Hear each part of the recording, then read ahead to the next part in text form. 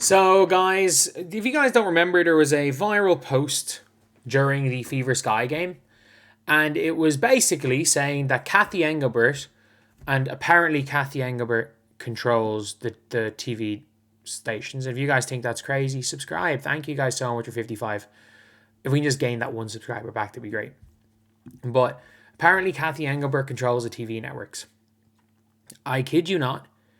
There are so many Fever fans that the Indiana Fever without Caitlin Clark versus the Sky without Angel Reese. And let's be real, the Sky don't get that many viewers with Angel Reese. So the Sky without Angel Reese versus the Fever.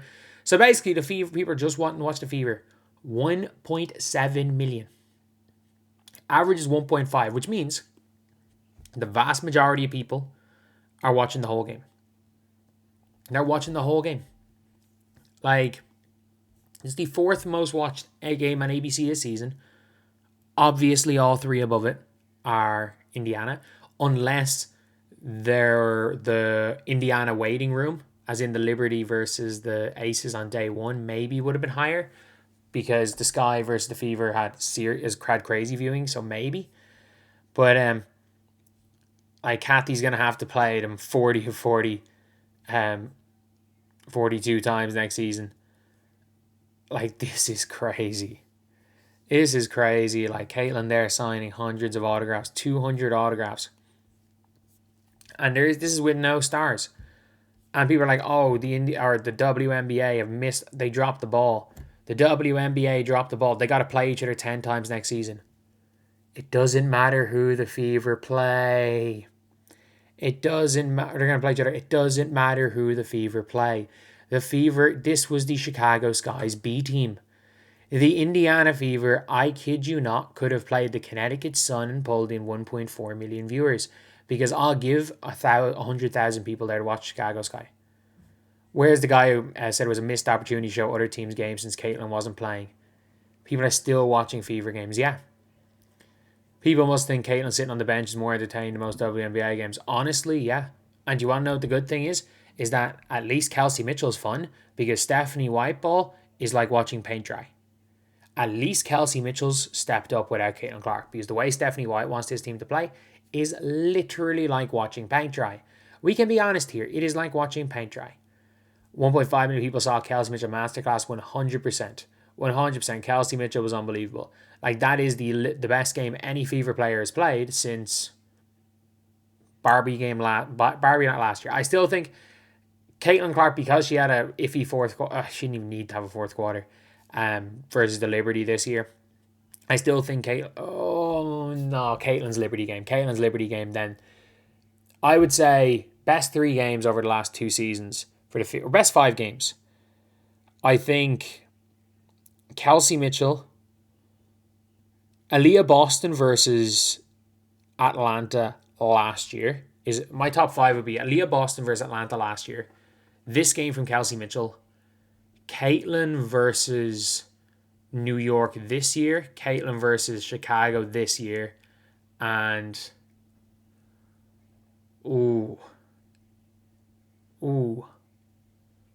I don't know. Maybe Aaliyah versus New York in the loss this year for the top 5. Maybe Aaliyah in the loss, or maybe Kelsey in one of her 35-point games last year. But what Kelsey did against the Chicago Sky bench was unbelievable. But at the same time, you expect it. It's the Chicago Sky bench. Like, you expect Rachel Bannon was guarding her. They didn't have anyone that could live with her. Not that you expect 35 on efficient shooting, but you expected. I called 30 before the game started. I called 30. And she stepped up. But, like, it just shows there are so many people that are interested in the Fever still.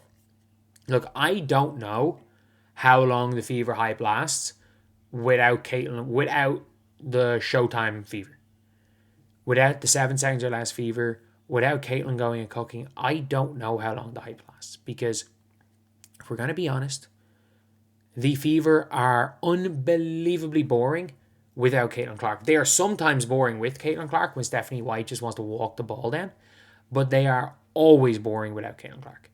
There were times where they start to push the tempo. The thing is that a lot of the running is for nothing almost, because like they're just tossing.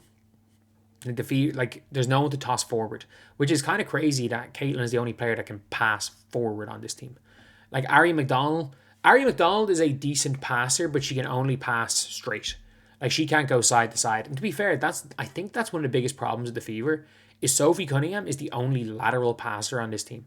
Like Caitlin Clark does not swing the rock ever. Like she will pass, she doesn't swing. Kelsey Mitchell does not swing. Lexi Hull doesn't swing. Aaliyah can, but she kind of does it at a high post. Like if the Fever do want somebody to pass the ball laterally, which Stephanie White seems she wants to do, unfortunately, one of the best lateral passers in the WNBA, like Julie Allemond, is an elite lateral passer. She just gets the ball to better players than her and kind of just chills and gets out of the way. Another one of the best lateral passers in the W, if you guys watch what the GOAT's doing over in Dallas. If you watch what Grace Berger's doing in Dallas, she dribbles the ball up the floor. She doesn't take a shot unless she's wide open. She plays elite defense and she, never doesn't turn the ball over dribbling and just, passes left. When she gets the ball back in the middle, she passes right. She just literally is a link player. But look, at the end of the day, a lot of people are still interested in the Fever because a lot of people are fans of sports teams and there's no other sports leagues on right now. Like I do think the Indiana Fever are in a position where because they're not getting pummeled every week, which is good, people are still interested. So they're still selling merch. They're still a big team. But like, we know Caitlin's injured. But if we go into next season with Stephanie White signing a bunch of old players for championship experience instead of young run and gun players, I don't know how much longer the hype is going to last. I really don't. Like, the reason why the Caitlin Clark hype was so big was because of how good Caitlin Clark was as a rookie. Like, the media can try to lie all they want and say Paige Bueckers has been better as a rookie. Obviously a season's 40 games, so you can't discount the first 11 games. But when they played 11 games in 20 days, which ended with that 3-point game against the New York Liberty, if you literally just take away that 3-point game, or say not take away 3-point game, if you take away those first 11 games, Caitlin Clark on the season, I shit you not, averaged 21 points and 9.7 assists per game. She averaged 21 and 9.7. She was literally the best player in the WNBA. And by the way, they were 2-9.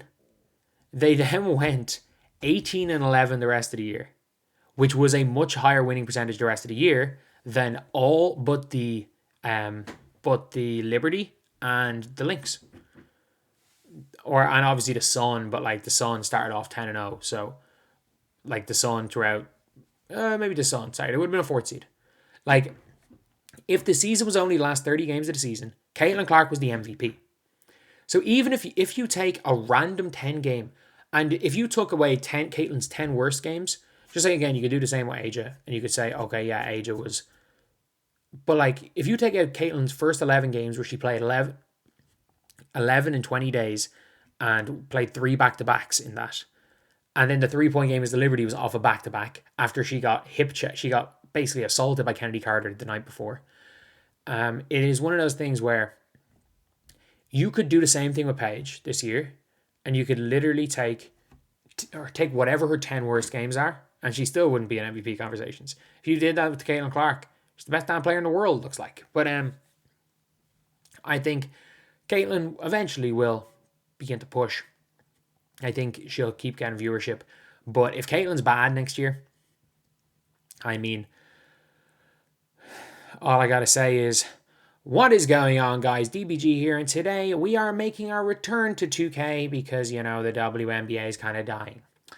So, lads, if you just don't want to hear that DBG voice again, please keep watching Fever games and please keep watching these videos.